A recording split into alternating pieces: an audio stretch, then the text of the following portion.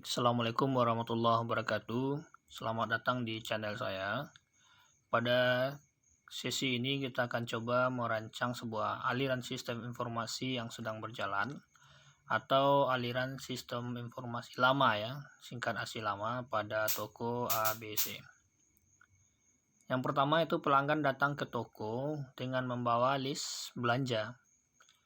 Kemudian karyawan toko melayani pelanggan dengan mencarikan barang yang dicari sesuai dengan list belanja pelanggan. Dan karyawan pun mengambilkan barang yang dipesan. Nah, di sini karyawan memiliki suatu decision atau pilihan.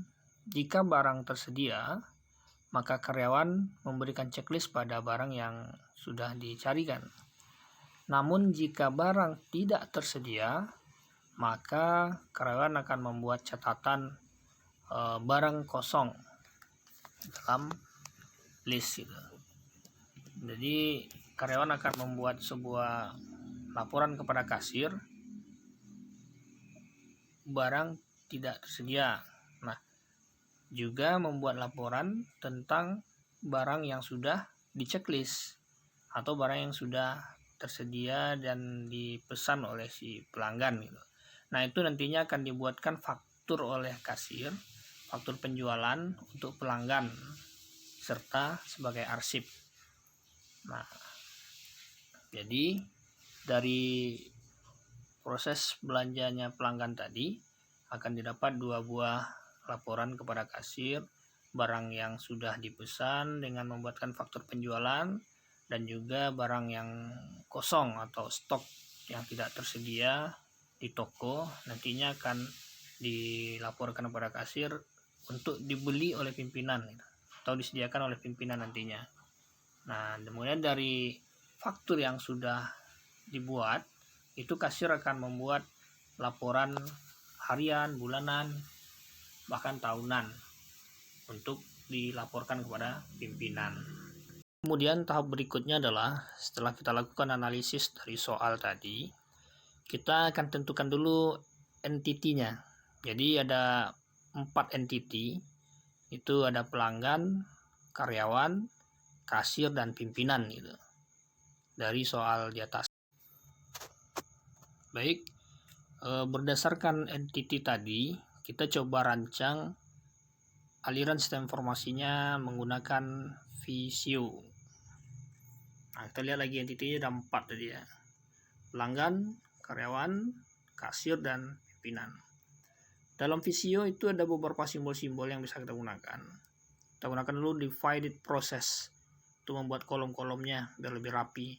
Bisa kita copy aja. Ya, kita buat seperti ini. Mungkin kita buat lebih terang aja, warna putih aja ya. Bisa diganti pada bagian desain gitu.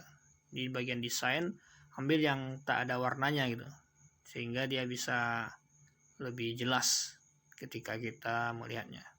Kemudian kita pindahkan entity tadi. Entity pertama tuh pelanggan, itu kita buat namanya pelanggan di atas. Kemudian ini more shape ya. Kemudian kita langsung buatkan pelanggan membawa list belanja gitu. Jadi simbol yang menggunakan simbol dokumen. Nah, setelah itu list belanja itu dikasihkan pada karyawan. Pada bagian karyawan, dia mengambil pesanan sesuai list belanja pelanggan. Nah, ini kita koneksikan ya menggunakan konektor dulu. Kita hubungkan ya. Nah, setelah itu terjadi proses manual yang dilakukan oleh karyawan ya, yaitunya mencarikan barang untuk pelanggan. Ini ada pilihan atau ada decision atau percabangan itu. Ketika barang tersedia dan ketika stok kosong itu.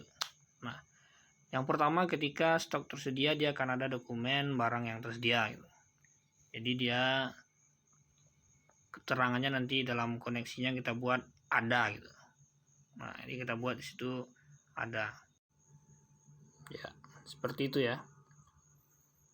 Nah, bagian kanan itu keterangannya tidak ada, jadi atau stok kosong gitu. kita ketik sini tidak ada, sehingga ini akan menjadi catatan yang akan dibuat oleh karyawan tentang barang yang kosong. Nah, jadi dia ada proses lagi mencatat barang yang kosong.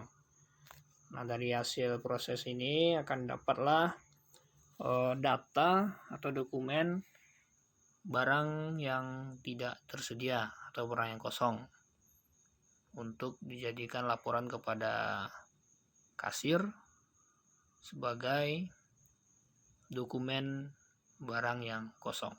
Nah, dari barang yang tersedia tadi, setelah diserahkan kepada kasir, kasir akan mengolahnya untuk membuatkan faktur penjualan. Nah, ada 2 rangkap faktur penjualan, 1 rangkap untuk kasir, 1 rangkap dikasihkan kepada pelanggan.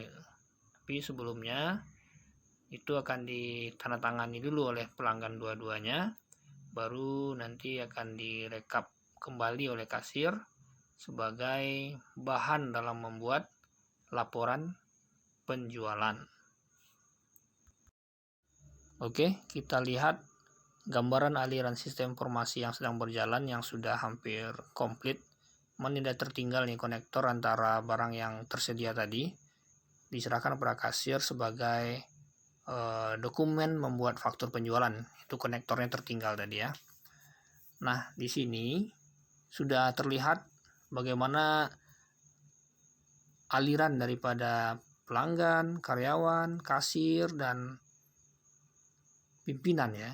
Jadi pimpinan di sini cuma menerima laporan aja, itu terakhir.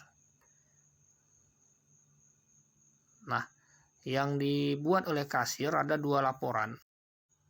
Ya, maksudnya 2 jenis laporan. Pertama, laporan barang yang akan di stok oleh toko atau barang yang tidak tersedia. Nah, ini dia laporan barang yang akan dibeli oleh toko itu. Nanti dilaporkan kepada pimpinan supaya di stok gitu. Nah, itu yang jenis pertama. Yang berikutnya laporan penjualan. Nah, laporan penjualan inilah yang dibagi menjadi laporan penjualan harian, laporan penjualan bulanan, dan laporan penjualan tahunan. Jadi kesimpulannya seperti inilah gambaran aliran sistem informasi lamanya atau yang sedang berjalan, yang nantinya akan kita rancang aliran sistem informasi terkomputerisasi atau yang diusulkan berdasarkan aliran sistem informasi lama ini.